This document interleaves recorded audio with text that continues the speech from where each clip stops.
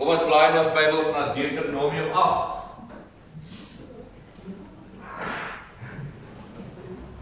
Nou ek het die laaste paar kere het ons gekyk na die wat is significance nou in Afrikaans? Ja, die belangrikheid van brood en die rol wat brood gespeel het en die manier hoe die Here met die Israeliete gekommunikeer. So ons gaan nou vanoggend en Jesus het daai tradisie al voortgesit toe hy gesê het, my liggaam is brood en my bloed is soos wyn. En elke keer as julle by mekaar kom, gebruik hierdie simbole tot nagedagtenis van my. So Deuteronomium 8, 40 jaar lank het hierdie volk in die woestyn rondgeloop. En dit was 'n reis wat hulle, omdat daar so baie van hulle was, kom ons sê nou maar, omdat daar nog vrouens en kinders en goeders was, moes het hulle 'n paar maande gevat. Die ouens wat met hulle kameelkaravane trek, het dit in 'n paar weke reg gekry. Maar hulle was vir 40 jaar in die woestyn. Nie omdat hulle so ver getrek het nie, want 'n paar keer was hulle daar by die Jordaan waar hulle moes deurgaan en dan die Here gesê nee, wag. Kom ons gaan eers weer 'n bietjie terug. Want you don't get it yet. En dis presies wat Moses nou vir die Israeliete verduidelik hier in Deuteronomium 8. Hoekom dit nodig was dat hulle daai tyd in die woestyn moes spandeer.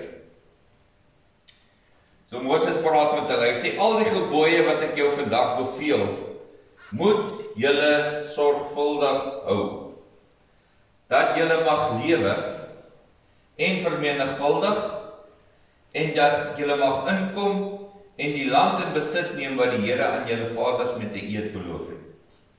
Nou daai eed was aan Abraham gemaak, lang terug. In Genesis 12 vers 3 sê die Here vir hulle, ek sal die seën wat jou seën en ek sal die vervloek wat jou vervloek en deur jou sal ek alle nasies seën. En ek sal vir jou 'n land gee, 'n plek waar wat jy jou eie kan doen. En hier staan hulle nou op die drempel, hulle gaan nou die plek binne. Hy sê, jy moet dink aan die hele pad waarlangs die Here jou God jou nou 40 jaar lank in die woestyn gelei het, tot jou verootmoediging en beproewing. Luister nou wat sê hy, om te weet wat in jou hart is, of jy sy gebooie sal hou of nie. En hy het jou verootmoedig en jou laat honger ly, en jou die manna laat eet, wat jy en jou vaders nie geken het nie, om aan jou bekend te maak, dat die mens nie van brood alleen lewe nie, maar dat die mens lewe van alles, wat uit die mond van die Here uitgaan. 'n Mens lewe nie net van brood alleen, maar van elke woord, wat uit die mond van die Here kom. Nou as Moses praat oor brood, dan praat hy nie net oor hierdie brood wat ons hier sien. Daai ding wat jy daar by JP gaan koop, by Spar elke dag. Hy praat nie van hierdie brood alleen. Ons het, wanneer was dit 2 weke terug, 3 weke terug, ek kan nie onthou. Toe ons gepraat hier oor Jesaja 55, waar hy sê, hoekom spandeer jy al jou geld op brood? Brood wat jou nie versadig nie. Ja, jy eet nou hierdie brood. Kyk, en ek is baie lief vir brood, maar brood is nie lief vir my. Want, ou maat, ek moet maar die Gavis kon later sleep as ek so 'n stukkie brood eet. Maar die ding is, jy eet nou vandag vir breakfast 'n stukkie toast. Ek weet nou julle hier in Bedford eet skaapchops en goed saam vir breakfast, maar gewone mense soos ons eet maar toast. Maar jy weet, hier by 11:00 is jy weer honger. Want hierdie maak jou so vir 'n rukkie versadig, maar dan word jy weer honger. En nou sê Jesaja 55, hoekom spandeer jy al jou energie en al jou talente en al jou hulpbronne net vir hierdie goed. Dis al wat ons doen. Dit oordonder jou hele lewe. Net dat jy goeders bymekaar maak wat tydelik is. En nie regtig oor die lewe gaan nie. Want jy bly honger en jy bly dors. Hy maak jou net so vir 'n rukkie versadig. Ek spandeer nou baie tyd daar bo in Gauteng en dit is vir my incredible hoe erg die mense oor hulle voertuie is daar. Hansie, jy weet mos, né? Ek spandeer nou tyd by en hy sal my nou seker vergewe as ek dit sê, maar ek sal vir hom die link aanstuur, dan kan hy self luister oor wat ek oor hom geskinder het. Maar ek bly nou by Lisa se neef. Kyk, daai man is erger oor 'n bakkie. Ek kan nou seker nie mooi verduidelik nie, maar hy's baie erg oor 'n lorry. En hy het nou die nuutste Ford Ranger Wildtrak. Ou maat, en hy sal nou vir jou vertel van hierdie ding. En as daar 'n krappie op daai bakkie is, dan wil hy iets oorkom. So ek het saam met my swarie van Addo het ons deur die Baviaans gaan ry. Dit was Paasnaweek of net voor Paas, ek kan nou nie lekker onthou. Nee, dit was hier in Augustus gewees. Nou, die pad is kwaai oorgroei, so nou ry ek met die ou Isuzu daar deur die water en die takke krap. Ek wys vir die ou die video, hy wil iets oorkom. Hoe kan jy met jou bakkie daar ry? Ek sê, maar dis 'n bakkie, dis hoekom ek die ding gekoop het. Ek wil mos gaan rondry op plekke waar 'n kar nie kan ry nie. Yes, maar hy wil 'n oorval. Maar wie wat sê ongelooflike ding? Hy het die heel nuutste Wildtrak, 2 maande later kom maar 'n nuwer een uit. Dan is hierdie een nou nie goed genoeg. Dan vertel hy my nou van, ek het 'n Raptor gery. Hy sê, weet jy, daai lorry nie. Ja, ongelooflik. En 2 maande later is daar 'n ander een. En so gaan dit in die lewe. Net as jy dink ek is nou daar, dan is daar iets nuuts en iets anders. En julle jong mensies, asseblief. Ons word ingeslurp in hierdie kulture. Oor hoe ons lyk, né? En wat ons het. En wie is jou maatjies en wie nie jou maatjies nie. Ja, praat met hulle, maar ons is maar dieselfde. Ons groot mense. Ons bly jaag na goed. Beter en groter en meer en wat ons dink dit gaan ons versadig maak. Al wat dit doen, Rikkie, is maak jou net meer honger en meer dors. En jy weet ek praat die waarheid. Want ons was almal al daar. En dis hoekom Jesus gekom het en toe sê hy, en dis wat dit beteken dat die mens sal nie net van brood alleen lewe nie, maar van elke woord wat uit die mond van God kom. Want Jesus het gesê, my liggaam breek ek soos brood. Hy sê, wie my liggaam eet sal nooit weer honger word nie. Is dit nie amazing? Wie my liggaam eet sal nooit weer honger word. Ons het gekyk na Psalm 23 vers 1. Wie weet wat staan in Psalm 23 vers 1? Die Here is my herder. Niks sal my ontbreek nie. Ek kom niks kort nie. Ek is tevrede en versadig. Want die Here is my herder. Ek hoor sy stem. Sy stem maak al die begeertes na iets buite my, maak dit stil. En elke oggend wanneer ek my oë oopmaak, dan gaan ek die lewe in, nie omdat ek iets jaag nie, maar omdat ek reeds versadig en tevrede is. En ek gaan hierdie dag in met vreugde. En ek het vir julle ook gesê, die herder, partykeer vat hy daai skape deur 'n donker vallei. Hoekom? Want hy wil hulle na beter weivelde toe vat. Want hier is die veld nou bietjie klaar en die water is klaar. So ons moet nou deur die vallei gaan na beter weivelde toe. En daar in die vallei is waar die rooi katte en die jakkalse wag. En die veediewe. Want daar is skuilings. So nou kan daai skape sê, oeh, bloed. Ek hoop hierdie ou weet wat hy doen, want ek hoor dinge hier in die bos, en hier's goed wat roer in die donker. En ek hoor stemme wat sê, 3 weke terug was hier 'n skaap of 3 gesteel hierso. Hier het 'n rooi kat gekom en die vetste skaap geëet van 'n ander ou. Nou loop ons en ons is bang. Wat moet die skaap doen? Hy moet vertrou dat die herder hom nie gaan deurvat. Hoe ver kan jy in die vallei van doodskade weer inloop, Antoinette? Net halfpad. Ja, jy kan net halfpad in die vallei van doodskade weer inloop, daarna loop jy uit.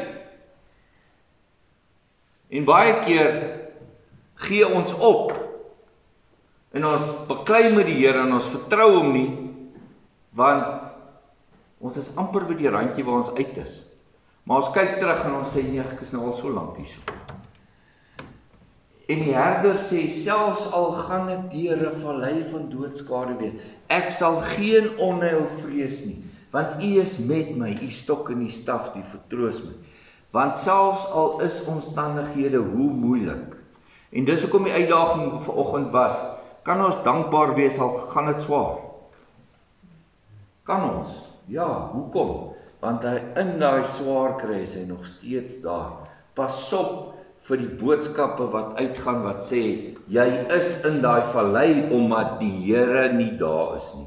Jy is in daai vallei want jy het iets verkeerd gedoen. Want dit is nie die Here se wil dat ons deur valleie moet gaan nie. Pas op vir daai ouens. Want my wiele het al kwaai afgekom. Was die Here by die Israeliete toe hulle vir 40 jaar in die woestyn was? Hy was. Was dit sy wil en sy plan vir hulle om daar te wees vir 40 jaar? Nee, dit was nie. Dit was nie. Maar hy sê, ek moes julle terugvat, want ek moet vir jou wys wat is in jou hart. Ek moes vir jou wys dat jy my nie vertrou nie. Ek moes vir jou wys. Hoekom is die Here hulle 40 jaar in die woestyn kry? Hy het hulle uit Egipte uitgehaal, maar Egipte was nog in hulle. Hoor jy wat ek sê? Die Here vat ons baie keer deur die vallei van doodskade weer om Egipte uit ons uit te kry. En wat is Egipte? Egipte is 'n plek waar ek glo ek het nog iets nodig. Waar ek nie versadig is met dit wat ek het nie. En waar goeders buite my gaan soek, want ek glo as ek dit kry, gaan iets binne my verander. Dis die grootste en oudste leuen wat aan die mensdom vertel is. En ek sê baie keer, dis al wat die duiwel gedoen het. Hy het vir Eva vertel, terwyl sy in die paradys was, het hy haar oortuig sy is nie gelukkig nie. En hy het haar oortuig daar's iets meer. En toe is die paradys skielik nie goed genoeg nie. En toe staan hy terug. En hy sê, nou gaan ek kyk hoe hulle mekaar vernietig. Nou gaan ek kyk, want hulle het vergeet, die Here is hulle herder, hulle kom niks kort nie. Kan jy by daai punt uitkom waar jy vir die Here sê, Here, U is vir my genoeg. En al het ek niks meer nie. Soos Habakuk gesê, nogtans sal ek in die Here jubel. Nogtans. Want ek het hom en hy is vir my genoeg. 'n Mens lewe nie van brood nie. Nie van brood alleen. Ons het nodig om te eet. Ons het nodig om goeders te hê in ons lewe, maar dit is nie wat vir ons lewe gee. Lewe kom uit die mond van God. Elke woord wat uit die mond van God kom. Miskien kan ons daarby stil staan eendag. Maar weet julle wat is 'n ander woord vir Jesus? Wat 'n ander naam? Is woord, nee? Jesus is die woord. Die woord het vlees geword. So kom ons maak dit nie baie complicated vandag. En ons gaan dit doen wanneer ons aan die nagmaaltafel. Ek wil net vir jou 'n ander prentjie gee van wat die nagmaal beteken. Jesus het gesê, hierdie is my liggaam wat vir julle gebreek is. En dan dink ons aan hoe sy liggaam fisies gebreek is aan die kruis. Hoe hulle hom geslaan het en vasgespijker het en sy liggaam was fisies gebreek. Maar dit is nie waarna hy verwys het toe hy gesê het, my liggaam is gebreek vir julle. Hy sê my liggaam is gebreek aan daai kruis. Wat beteken dit? Dit beteken toe hy in die kruis sterf, toe skeur daai voorhangsel. En hy sê, my Vader se teenwoordigheid is nou by julle. En daar is nou 'n stukkie van my wat in elkeen van julle bly. Want jy is nou die tempel van die Heilige Gees. Hy sê, ons as gemeente is wat? Ons is die liggaam van Christus. Met ander woorde, soos Jesus as een mens op die aarde geloop het, Christus, so loop hy nou as 'n groter liggaam. Dis hoekom hy gesê, dis tot die voordeel, dis tot die voordeel van die wêreld dat ek weggaan. Want as ek weggaan, gaan daar meer van my op die aarde wees. Hallo, dit maak mos sin, hè? So hy het 'n stukkie van homself gevat en vir elkeen van ons gegee. Hiersom gee hom wat so. Daar sê. En nou by die nagmaal is dit wat ons gaan doen, is dit verteenwoordig die stukkie van homself wat hy vir elkeen van ons gegee het, want hy bly tog in ons deur sy Gees. So nou is die liggaam van Christus gebreek in 'n klomp stukkies. Hoe bring ons Jesus weer bymekaar? Ekskuus? Ja. Maar ook meer as dit. Elke Sondag wanneer ons hier bymekaar kom, dan kom Jesus hier bymekaar, want nou bring ons die stukkies wat gebreek is weer bymekaar. Maak sin, dit is eenvoudig. Maar nie net dit nie. Sorry, ek sal 'n bietjie op JP pak. JP, wanneer ek en jy langs 'n braaivuur staan, dan is daar mos nou 2 stukkies van Jesus. Jong, mense het my al kwaadlik geneem omdat ek sê die kerk is om die braaivuur. Nee. Ek sê, maar jy kan mos nie selektief besluit wanneer jy dit vergeet en wanneer nie. Hoe werk dit dan? En dit is juist die probleem. Ons dink kerk is hierdie. Ek sê kerk is hoe jy baie deur uitloop. En dis hoekom ons onsself moet ondersoek volgens. Dis hoekom Paulus sê, ondersoek jou voordat jy by hierdie tafel sit en deelneem aan hierdie feesvier. Ondersoek jouself. Glo jy werklik dat jy is 'n deel van die liggaam van Christus?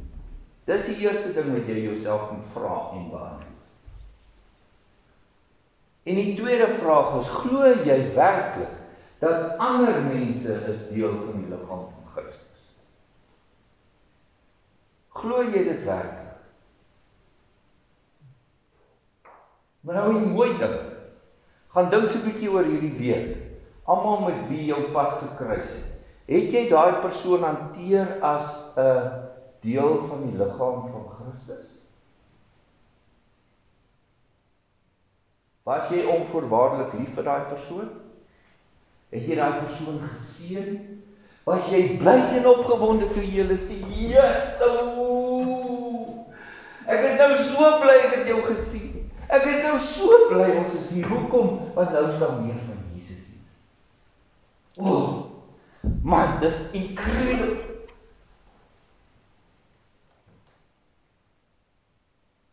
Ondersoek jouself.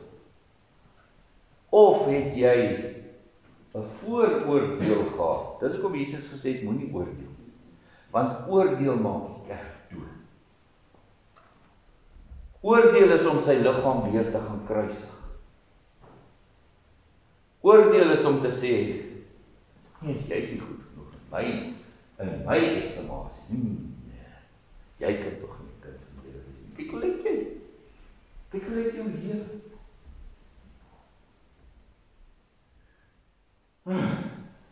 Want ons het die reg opgeneem om te oordeel. So my uitdaging vanoggend is, ek gaan tyd gee dat ons onsself ondersoek. Eerstens gaan jy vir jouself vra, glo ek werklik dat ek 'n deel is van die liggaam van Christus? Die tweede ding is, glo ek dat ander deel is van die liggaam van Christus? En kan ek almal wat my pad kruis, sonder om te oordeel, sonder om te vooroordeel, aanvaar as deel van die liggaam? Kan ek hulle met liefde en respek hanteer, ongeag hoe daai persoon lyk, hoe hy of sy praat, hoe hy of sy, wat hy of sy glo, of wat ook al die geval mag. Want as ek dit nie doen, dan ly die liggaam van Christus skade. Wie van julle het al ooit geld gehad? Nog nooit nie. Geld. Luister, as jy nog nooit in jou lewe geld gehad het, dan, as volgende keer as ek vir jou vra, waaroor is jy dankbaar? Dan sê jy vir my, jy is dankbaar, jy het nog nooit in jou lewe geld. Want die dag as jy geld kry, dan skielik besef jy hoe belangrik 'n groot ding is. Jy neem glad nie kennis van hom, totdat hy geld kry. En weet jy wat? Hulle sê mos, moenie eers vir daai toon kyk. Hy kan nie 'n laken vat, hy kan niks vat. Jy het nog nie sulke pyn in jou lewe ervaar. Die punt is, as daai groot toon seer is, dan suffer die hele liggaam. Die hele liggaam kan nie slaap nie. Die hele liggaam is miserabel. Die hele liggaam het lus vir niks. Die hele liggaam huil en is hartseer en is kwaad. Hoekom het ek daai ekstra glasie mooi weggedoen? En so sê Paulus, as een deeltjie van die liggaam swaar kry, dan kry die hele liggaam swaar. En wanneer ek vooroordeel teenoor iemand anders, dan suffer ek. Want ek mis iets wat fantasties en wonderlik kon gewees het. Ek mis die boodskapper, die profeet, die evangelis, wat die Here vandag na my toe gestuur het, en wat die vorm aangeneem het, wat ek miskien nie sou gedink het, die beste moes wees, vir iemand wat vir my 'n boodskap van die Here afbring.